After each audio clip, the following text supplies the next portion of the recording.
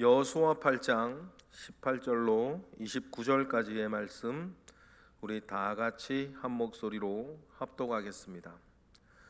여호와께서 여호수아에게 이르시되 내 손에 잡은 단창을 들어 아이를 가리키라. 내가 이 성읍을 내 손에 넘겨주리라. 여호수아가 그의 손에 잡은 단창을 들어 그 성읍을 가리키니 그의 손을 드는 순간에 복병이 그들의 자리에서 급히 일어나 성읍으로 달려 들어가서 점령하고 곧 성읍에 불을 놓았더라. 아이 사람이 뒤를 돌아본즉 그 성읍의 연기가 하늘에 닿은 것이 보이니 이 길로도 저 길로도 도망할 수 없게 되었고 광야로 도망하던 이스라엘 백성은 그 추격하던 자에게로 돌아섰더라. 여호수아와 온 이스라엘이 그 복병이 성읍을 점령함과 성읍에 연기가 오름을 보고 다시 돌이켜 아이 사람들을 쳐 죽이고 복병도 성읍에서 나와 그들을 치매 그들이 이스라엘 중간에 든지라.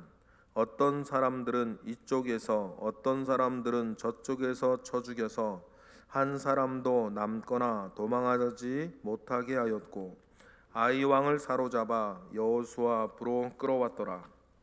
이스라엘이 자기들을 광야로 추격하던 모든 아이 주민을 들에서 죽이되 그들을 다 칼날에 엎드러지게 하여 진멸하기를 마치 온 이스라엘이 아이로 돌아와서 칼날로 죽이매 그날에 엎드려진 아이 사람들은 남녀가 모두 12,000명이라. 아이 주민들을 진멸하여 마치기까지 여호수아가 단창을 잡아 든 손을 거두지 아니하였고 오직 그 성읍의 가축과 노력한 것은 여호와께서 여호수아에게 명령하신 대로 이스라엘이 탈취하였더라. 이에 여호수아가 아이를 불살라 그것으로 영원한 무더기를 만들었더니 오늘까지 황폐하였으며 그가 또 아이 왕을 저녁 때까지 나무에 달았다가 해질 때에 명령하여 그 시체를 나무에서 내려 그 성문 어귀에 던지고 그 위에 돌로 큰 무더기를 쌓았더니 그것이 오늘까지 있더라. 아멘. 하나님께서는 오늘도 저와 여러분을 키우고 계심을 믿습니다. 신앙생활 하면서 여러분 우리가 반드시 해야 되는 일이 장성하는 것입니다. 가끔 제가 말씀드리지 않습니까? 노인은 그냥 되지만 어른은 그냥 되는 것이 아닙니다. 나이를 먹으면 누구나 노인이 되지만 노인이라고 해서 다 어른은 아니지 않습니까? 어른은 분명히 어른으로서의 풍모가 있는 것입니다. 나이가 들었다고 다 어른이 되는 것은 아니죠. 그러면 우리가 신앙생활 오래 하면요, 또 신앙생활의 연수가 길어질수록 우리가 연약한 것, 부드러운 것만 먹던 사람에서 단단한 것을 씹어 먹고 소화시킬 수 있는 장성한 자로 우리가 성장해 가야 되는 것입니다. 신앙생활 수십 년 했는데도 여전히 부드러운 것만 먹으려고 하면 나이가 40, 50이 되었는데도 계속해서 이유식 먹으려고 드는 것과 같은 꼴 아니겠습니까? 그래서 사도 바울도 성경 여기저기에서 너희가 예전에는 부드러운 것을 먹는 어린아이였으나 지금은 장성하여 단단한 것을 먹을 수 있는 자로 자라나야 한다는 것과 자라났다라고 하는 이야기들을 사도 바울도 여기저기에서 합니다. 우리가 그렇게 자라날 때에 그냥 자라나는 것은 아니고 많은 이들의 조력이 또 있었고 많은 이들이 또한 함께하였고 특히 무엇보다 저와 여러분을 자라게 하시는, 영적으로도 자라게 하시는 하나님의 때를 따라 돕는 은혜가 있었던 것을 여러분 꼭 기억하시기를 바랍니다. 여러분 수십 년을 뒤로 시간을 돌려보십시오. 여러분들은 하나님 앞에서 어떤 사람이었습니까? 어떻게 하나님을 믿었고, 어떻게 하나님을 사랑했고, 어떻게 기도했고, 어떻게 신앙생활 했는가 여러분 생각해 보시면 됩니다. 그러나 지금까지 이렇게 오늘을 보면 예전의 나와 지금의 나는 여러분 분명히 달라져 있어야 됩니다. 달라져 있는 그 시간 가운데에 성장한 것, 성숙한 것, 더 장성한 부분이 영적으로 있으면 여러분 그것은 하나님께서 여러분들을 키우시고 성장시키는 데에 하나님이 하신 일이 있다는 사실들을 우리가 알고 감사하고 그 은혜에 보답하는 것, 은혜에 보답하는 것을 또 다른 의미로 사명으로 가지고 여러분 살아가시는 저와 여러분 되시기를 주님의 이름으로 축복합니다. 이스라엘 사람들은 육적으로 보면 그냥 거짓되었습니다. 애굽에서 노예로 살다가 출애굽으로 해서 40년 동안, 그리고 지금 본문에 등장하는 이 2세대의 이스라엘들은 광야에서 대부분 태어난 사람들이에요. 태어나서 여러분 광야를 그냥 돌기만 했습니다. 육적으로 보면 여러분 그들은 거짓대와 같았어요. 영적으로 보면 그들은 순례단이었습니다. 그런데 그들이 요단강을 건너 가나안 땅으로 들어가는 순간 이 거짓대들은 군대가 돼야 됩니다. 그래야 자기들에게 주어진 사명을 감당할 수 있는 것 아닙니까? 여리고성에서는 여러분 별다른 군인으로서의 역할을 그들이 한 게 없습니다. 언약궤 뒤로 돌다가 고함 한번 친 것밖에 더 있습니까? 그러나 그런 식으로 여러분 가나안 정복 모든 정복을 전쟁을 치를 수는 없는 것입니다. 여리고성에서의 첫 번째 증거는 하나님께서 내가 너희와 함께하면 이런 일도 일어나고 내가 이 땅을 너희에게 주었으니 이제 믿음을 가지고 가나안 땅을 정복하라 라고 하는 하나님의 첫 번째 주신 은혜였습니다.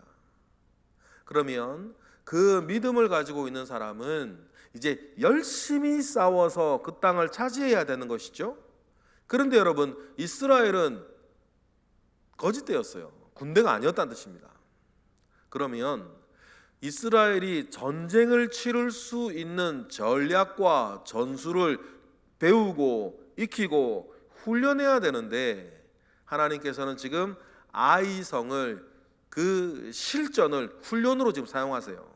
그래서 어떻게 전쟁을 치루어서 이겨야 하는지 그 아이성 전략의 세밀한 부분들을 하나님은 하나하나 가르치셨습니다. 그러면서 이스라엘은 몸으로 알았겠죠.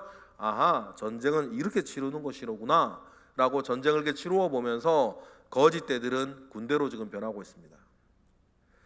여호수아도 마찬가지입니다.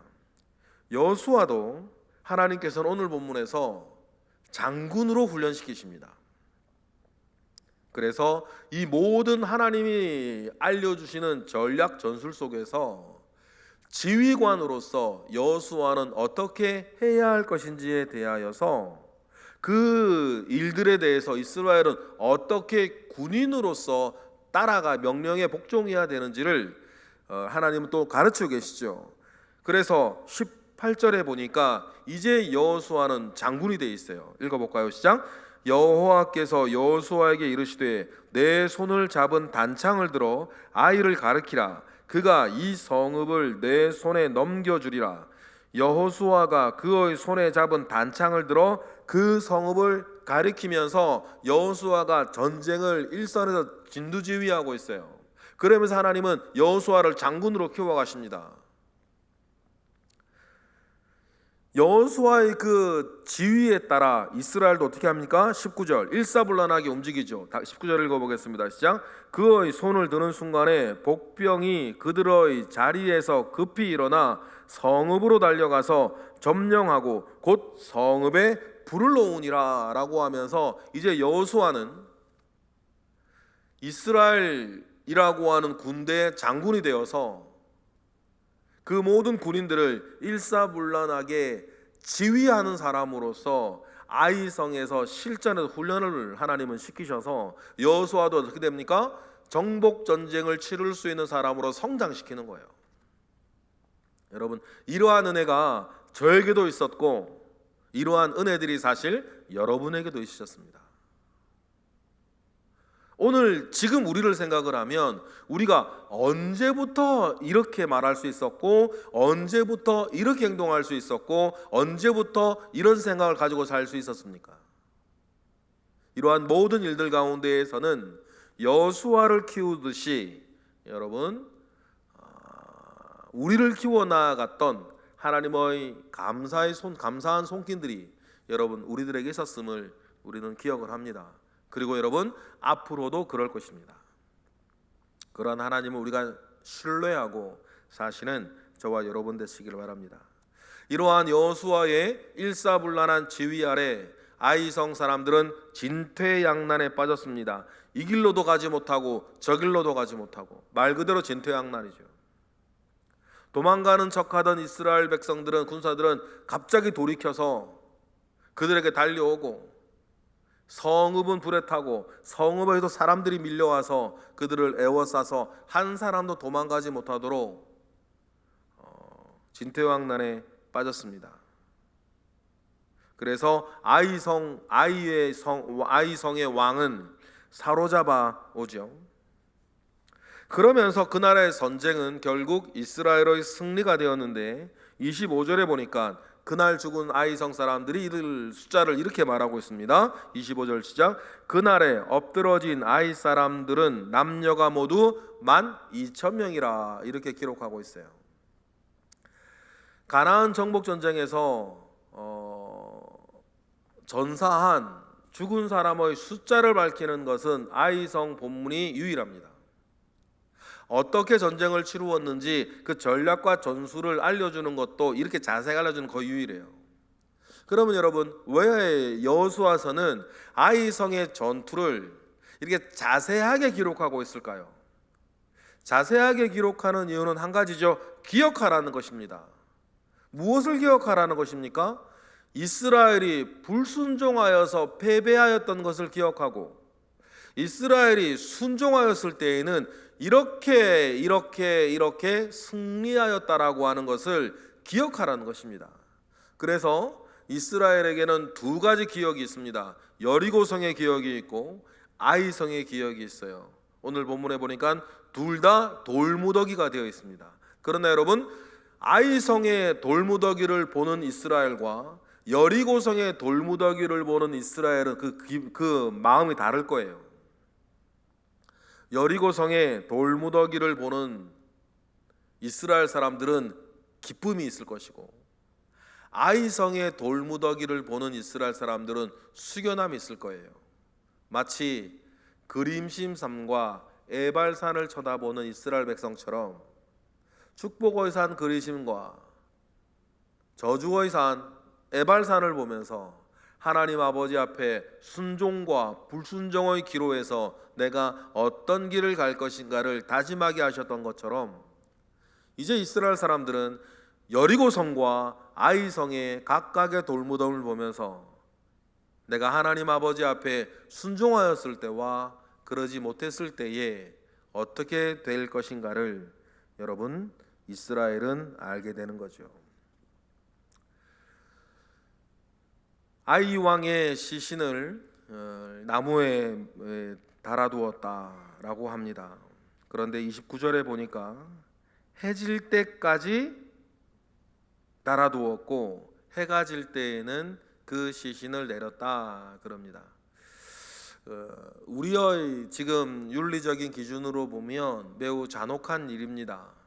그러나 당시에는 늘 있는 일이에요.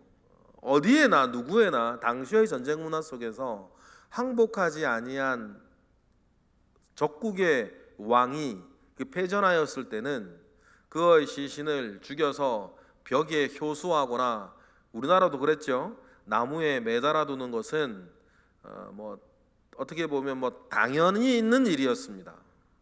그런데 이스라엘이 조금 다른 것이 있죠. 신명기 21장의 말씀에 순종하여서 밤새 시신을 나무에 걸어두지 아니하고 시신을 빨리 내리는 것은 이스라엘만이 가지고 있는 독특한, 오히려 독특한 문화였습니다. 하나님께서는 시신을 밤새 나무에 매달아 두지 않도록 하셨습니다. 이런 것이 암시하는 것이 있죠. 예수 그리스도께서 이렇게 그 날이 완전히 저물기 전에 십자가에서 내려오는 것을 상징하기도 하고, 사람의 시신이라도 사람을 무자비하게 대하지 말 것에 대한 하나님의 그 마음들이 이러한 풍습에 젖어 있는 것입니다. 오늘 말씀을 우리 기억하면서 여러분, 우리는 꼭 기억해야 합니다. 하나님의 사람은 하나님께 순종함으로 자기의 삶을 이어가는 것이고, 하나님의 사람이 하나님의 말씀에 불순종하였을 때에는 어떤 일들이 일어나는지, 그리고 한 사람이 전체 공동체에, 아간을 두고 이 말씀을 드리는 거죠. 한 사람이 전체 공동체에 끼칠 수 있는 피해가 얼마인지를 우리는 생각하고, 여러분, 오늘 본문을 우리는 묵상을 합니다. 이와 같이 이제 이스라엘에게 정복 전쟁은 본격적으로 시작이 되었습니다. 이런 사명을 가지고 온 이스라엘입니다. 우리는 기억합니다. 맡은 자에게 구할 것은 충성이라. 여러분, 그렇습니다. 맡은 자에게 구할 것은 충성이고, 하나님께서 오늘 우리에게 맡겨주신 그 모든 일들 가운데에 우리는 여전히 충성할 것입니다. 순종하면 승리할 것이고, 불순종하면 패배할 것입니다.